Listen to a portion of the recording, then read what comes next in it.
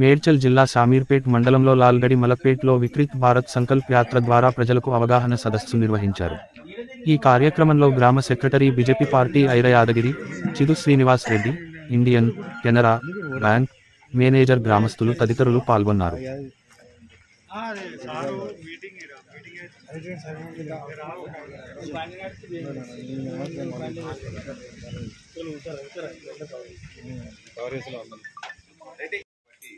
ఇందులో సంకల్ప ప్రతిజ్ఞ చేస్తున్నాం. నేను చెప్పింది మీరు ఒకసారి చెప్తూ ప్రతిజ్ఞ చేయండి. మన భారతదేశాన్ని 2047 సంవత్సరానికి అభివృద్ధి చెందిన మరియు స్వావలంబన చెందిన దేశంగా తయారు చేస్తాము. వలసవాద జాడలను లేకుండా చేస్తాము. మన వారసత్వాన్ని పండుగలాగా జరుపుకుంటాం. ఏకత్వాన్ని బలపరుస్తాము మరియు మన దేశాన్ని కాపాడే వారిని గౌరవిస్తాము. భారత పౌరులుగా నిర్వహిస్తాము. సమాహారాన్ని తీసుకువస్తున్నాయి. ఈ రోజు తెలంగాణలో పిఎం జ్యోతి నుండి దాదాపు 60 లక్షలు అందుకున్నారు మరియు పిఎం సురక్షా బీమా యోజన కింద 1,35 లక్షలకు పైగా ప్రజలు సురక్షితమైన భవిష్యత్తుకు హామీ పొందారు. సుమారు 19 లక్షల మందికి మద్దతుగా అటల్ పెన్షన్ యోజన ఇచ్చింది.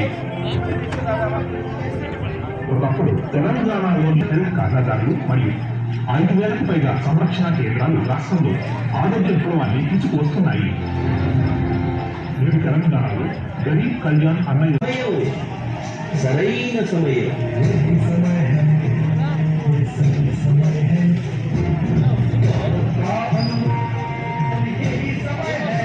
ప్రతి దేశం యొక్క వికాస యాత్రలో ఎటువంటి ఒక సమయం వస్తుందంటే అప్పుడు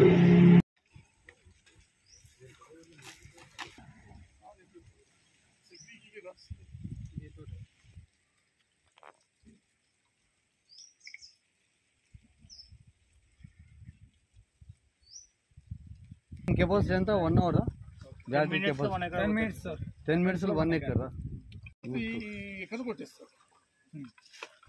ఆల్రెడీ మనం ఎరువుల మంది అన్ని వాడడం వల్ల భూమి అనేది కొంచెం కలుషితం అవుతుంది.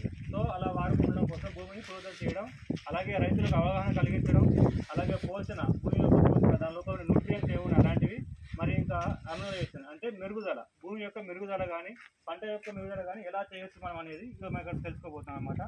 ఆ స్కీమ్ పేరే పిఎం పెనామ్ స్కీమ్ అనమాట. దీంట్లో మనం ముఖ్యంగా ఏంటంటే మనకి నానో యూరియా అని చెప్పి కొత్తగా మార్కెట్లోకి వస్తున్నాయి. ఇవి నానో యూరియా. ఈ యూరియా అనేది ఏంటంటే నార్మల్గా మన అందరం ఎప్పుడైనా సరే బయటకు వెళ్ళినా ఎక్కడికి వెళ్ళినా బ్యాగులలో కొనడం మనకు అలవాటు. ఒక్కొక్క బ్యాగ్ వచ్చి 45 కేజీలు ఉంటుంది అనమాట. సో ఆ బ్యాగ్ తీసుకొచ్చుకోవాలన్నా ఎలా అయినా సరే మనకు బాగా ఖర్చు అవుతుంది. అలా కాకుండా ఇప్పుడు మనకి ఇదేంటంటే యూరియా అనేది లిక్విడ్ ఫామ్లో వస్తుంది అనమాట. నానో యూరియా అని నానో టెక్నాలజీతో తయారు చేయబడింది. దీనికి ఇప్పటికీ చాలా శాస్త్రవేత్తలు మనకి చేసి యొక్క డబ్బా వచ్చేసి మనకి ఒక బ్యాగ్తో సమానం అనమాట. ఒక డబ్బా మామూలుగా మార్కెట్లో అయితే ఇవి 500 mlతో మనకు అందుబాటులో ఉంటుంది ఈ డబ్బా అనేది. ఇది మనం ఏంటంటే ఒక లీటర్ నీళ్ళల్లో 2 నుంచి 4 ml వరకు 2 నుంచి 4 ml వరకు మన దీంట్లో ఒక లీటర్ నీళ్ళకి మనము కలిపి పిచికారీ చేసుకోవచ్చు. అలాగే ఒక డబ్బా వచ్చేసి మనం దగ్గర ఒక ఎకరాకు మనం వాడుకోవచ్చు అనమాట. ఇది ఒక యూరియా బ్యాగ్తో సమానం కాబట్టి ఇది ఎలా పిచికారీ చేసుకోవాలనుకుంటే ముందుగా ఎప్పుడైనా సరే వరి పంటలు నాటేటప్పుడు వరి పంటలు మొక్కల్ని మనం ట్రాన్స్ప్లాంట్ చేస్తాం కదా, చేసిన 20 నుంచి 25 రోజుల తర్వాత మనం దీన్ని ఒకసారి పిచికారీ చేసుకోవచ్చు. అలాగే రెండో పిచికారీ అనేది మళ్ళీ ఒక 20 నుంచి 20 రోజుల తర్వాత చేసుకోవచ్చు. లేదంటే పూత దశకి పూత వచ్చే ఒక వారం ముందు రోజు మనం మళ్ళీ రెండో పిచికారీ చేసుకోవచ్చు అనమాట. దీన్ని ఎందుకని గవర్నమెంట్ మంత్రిగా చేపిస్తుందంటే దీనివల్ల ఈరోజు మన యూరియా అనేది నేలపైన చల్లడం మనకు బాగా అలవాటు అనమాట. దానివల్ల నేల అనేది కలుషితం అవుతుంది. అండ్ అలాగే నేలపైన చల్లినప్పుడు ఈ వర్షాలు పడి కానీ ఏమవుతుందంటే యూరియా అనేది వెళ్ళిపోని జరుగుతుంది అక్కడి నుంచి. సో అప్పుడు మనకి నీటి కాలుష్యం అవుతుంది, అలాగే భూమి అనేది కూడా కాలుష్యం అవుతుంది. కానీ ఇది అలా కాదు కదా, ఇప్పుడు దీన్ని ఏంటంటే నీళ్ళలో కలిపి స్ప్రే చేస్తున్నాం కాబట్టి ఆ స్ప్రే అనేది భూమి మీద పడకుండా ఎక్కువ మనకి ఆకుల మీద పడుతుంది. ఇది భూమిలోంచి కాకుండా ఆకుల్లో నుంచే పంటలోకి వెళ్ళే అవకాశం ఉందన్నమాట. అందువల్ల మనకి భూమి అనేది కాలుష్యం అవ్వదు, అలాగే నీళ్ళు అనేటివి కూడా కాలుష్యం అవ్వకుండా ఉంటాయి. దీనివల్ల ఏంటంటే శాస్త్రవేత్తలు తెలిపింది ఏంటంటే మనకి ఉత్పత్తి అనేది ఇలా స్ప్రే చేయడం వల్ల ఆకుల నుంచి వెళ్ళడం వల్ల ఉత్పత్తి అనేది 8% పెరుగుతుంది. సో దీనివల్ల రైతు కూడా కొంచెం ఎక్కువ లాభం పొందే అవకాశం ఉంది. అందుకని దీన్ని గవర్నమెంట్ అనేది ప్రోత్సహిస్తుంది. దీని యొక్క డెమాన్స్ట్రేషన్ మేము ఈరోజు మీకు డ్రోన్ ద్వారా చూపిస్తాం. ఒక 2 నిమిషాలు. మనకు ఒక రైతు ఒక అపోహ ఉంటుంది, ఎక్కువ యూరియా వేస్తే ఎక్కువ పంట వస్తుందని. అలా కాదండి, యూరియాని మనం ఎంత వేసినా కానీ పంట ఎంత తీసుకోవాలి అంతే తీసుకుంటున్నాం. సో ఎక్కువ యూరియా పంట నేలలో ఉండిపోవడం వల్ల ఏమవుతుందంటే నేల అనేది కలుషితం అవుతుంది. ఇది ఇలా జరుగుతూ పోతే భూమి యొక్క స్థానం అనేది తగ్గిపోతుంది అన్నమాట. సో అలా కాకుండా ఉండడం కోసమే కొత్తగా లిక్విడ్ యూరియాని స్టార్ట్ చేశారు. మన 10 minutes అయిపోయింది ఫస్ట్ ఆఫ్ ఆల్ డ్రోన్ ఒక ఎక్కడ కవర్ చేసిద్ది. 10 minutes అంటే ఒక 15 minutes మనం ఫ్లయింగ్ చేసేదాన్ని బట్టి ఉంటుంది. ఫస్ట్ ఆఫ్ ఆల్ మన కంట్రోల్ బట్టి ఉంటుంది. దానివల్ల 9,50,000 సార్, 9,50,000 మన సబ్సిడీ తగ్గింది. షోరూమ్